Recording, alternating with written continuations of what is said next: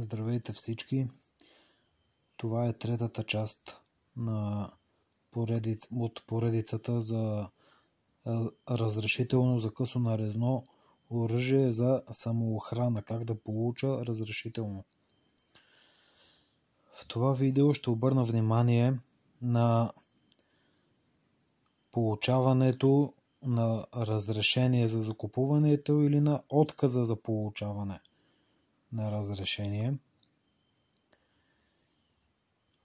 Второто видео от поредицата завърши с това, че се подават документите в КОС и е нужно да се изчака един месец. В този един месец, в който чакаме да видим дали ще получим разрешение или не, е нормално да се свърже кварталния полицай или друг представител на МВР с кандидата по телефона или по друг начин за допълнителни въпроси относно съхраняването, относно мотивирането на основателни причини. Това е нормално да се свърже представител, бъдете учтиви, говорете нормално с тях. Те си вършат работата. Това им е работата на тия хора. Възможно е и да се направи проверка на място за монтирана каса. Оръжието трябва да се съхранява в метална каса с ключ задължително и да бъде здраво монтирана, закрепено за стена или за под, чрез санкери или други видове крепежни елементи. Така, изминал е вече един месец от подаването на документите. Отиваме на място в КОС да видим дали има решение по нашия казус, разрешение или отказ. Стандартната процедура е отказ. Най-вероятно е да ви откажат. След отказа, твърде вероятния отказ, имате право на лична среща с шефа на КОС или с началника на районното управление. На лична среща имате право да го изискате. При тази среща можете да поговорите и допълнително да се мотивирате.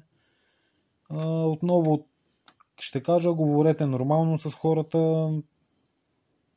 Те работят просто. Това е нормалната ситуация. Нормалната ситуация е да получите разрешение. Ако това се случи така, от първия път да получите разрешение, честито. Трябва да почерпите. Вие или сте голям късметлия, или сте с големи връзки, или сте голям спонсор на МВР. Каквато и да е причината да получите разрешение от първия път, честито. Получавате разрешителното за закупуване, което важи 3 месеца и може да се използва само веднъж. То е с идентификационен номер това разрешение, където оръжейния магазин го записва и то става вече невалидно, то вече е използвано. 3 месеца имате право да го използвате това нещо еднократно. За тия 3 месеца трябва да си харесате оръжие, да го закупите и веднага след закупуването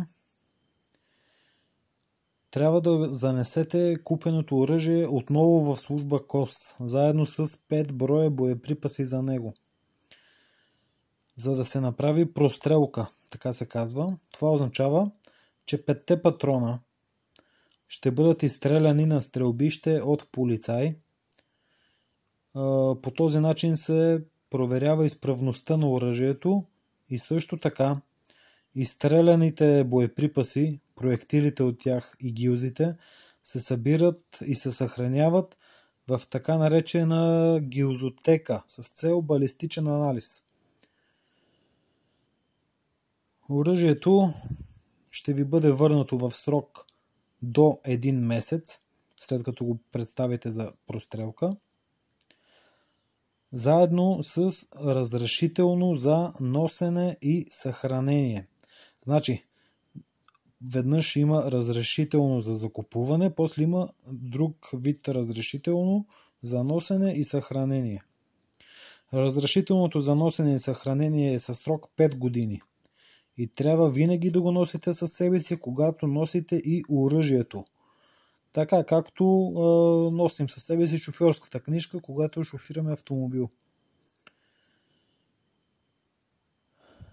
Това е вече сте горд собственик на огнестрелно оръжие. До тук, това е третия епизод. Ако ви се струва сложно, така е. Сложно е. Нарочно е така.